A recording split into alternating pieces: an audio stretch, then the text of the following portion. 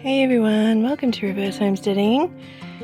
I'm not sure if you remember, but this is a space just on the side of our house that just obviously isn't doing a whole lot.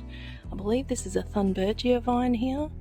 Has really nice pale pink to hot pink sort of flowers. Decided we don't want that camellia, so both of those are going to go. And yes, I have some lovely plants from my friend, a new plant friend. So we have lots of fun. So a couple of bromeliads, not sure what sort, and a couple of orchids, also not sure what sort.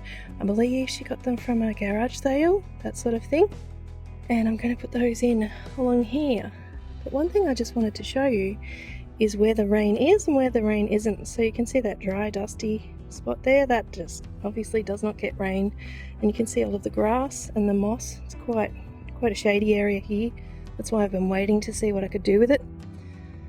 Not really an expert on shaded area plants. Obviously ferns grow well, but I don't want to plant something that's going to take over like these herringbone ferns have.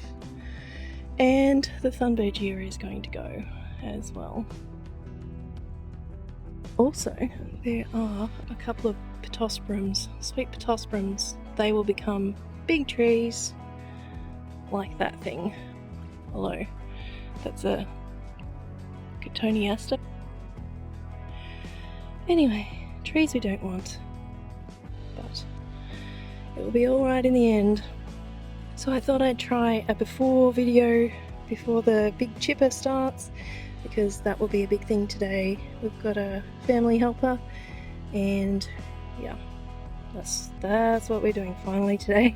We've got some weekend without rain, so I'll do a little bit of video of that, but I'll turn the sound down for you all. I'll see you in a minute.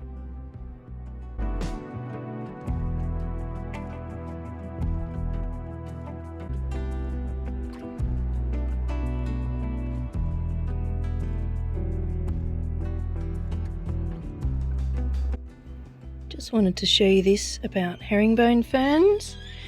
If you're pulling them out of the ground, be prepared for them to come back as they do. I kind of can't be bothered digging them out, but I'm coming across a lot of these. These are the little bulbs that they grow from, I believe. Correct me if I'm wrong. But yeah, that's why they keep coming back, because these little things that are nice and waterlogged, see, that's part of a herringbone fern. I was attached to that. They just come back on that. So if you're pulling things out and you come across these, pull those out as well, as much as you can. And the other thing that I found underneath there was a whole lot of massive trees waiting to come up like a forest. It was very interesting in the far north in Queensland when we had so many little saplings coming up underneath the big trees. So yeah, if you have trees, you could have a forest within a metre square if you're not careful. So if you don't want a whole bunch of trees and you have trees that drop seeds all the time, keep an eye on what's coming up in the ground. I'll pull as many of these out as I can. The other thing I wanted to show you before I really get started is this. I struggled in the tropics, Rocky Tropics Gardening. Tropics with an X is my other channel. From when I was in the tropics, I still post there. Really struggled with rhubarb up there. Look at this cute little guy. It wants to grow. It was only leaves a few days ago when leaves and a tiny bit of red a few days ago when I purchased it. It was $10. It's a crown, but they last for ages. I know someone who's had a crown for about 50 years. Pretty amazing stuff. So once you have a rhubarb, if you can look after it and keep it somewhere where it's sunny but not crazy sunny. So I'm hoping this will work. Alright, so that's most of the herringbone fern out. The ones that I could easily get out just by pulling them. There are still some pittosporums here that I couldn't pull out just with my hands, so I will go and get a spade and potentially a pick. But the problem is the sewers for the units go under here somewhere, so I'll have to be very careful. Wow, That was a good afternoon's work. Most of which ended up being on the chipper, but that's okay. Hubby and I will be pretty happy to not have 2 or 3 trees just sitting in the backyard in pieces, in great big piles. This I'm pretty happy with already, but as you can hear, the chainsaw's still going, so I'm going to get back to working. It's been about 3 hours on the chipper, so not much done here, but that's okay. I'm going for the long haul here. But yeah, I'm pretty happy with those. I mean, not many plants. I'll show you the little rhubarb. I'm just going for a natural kind of look. And this is where the rain stops, so they will get rain. I won't have to rush out here if it rains and water them, even though all the other plants got some water. Found the remains of a tree fern.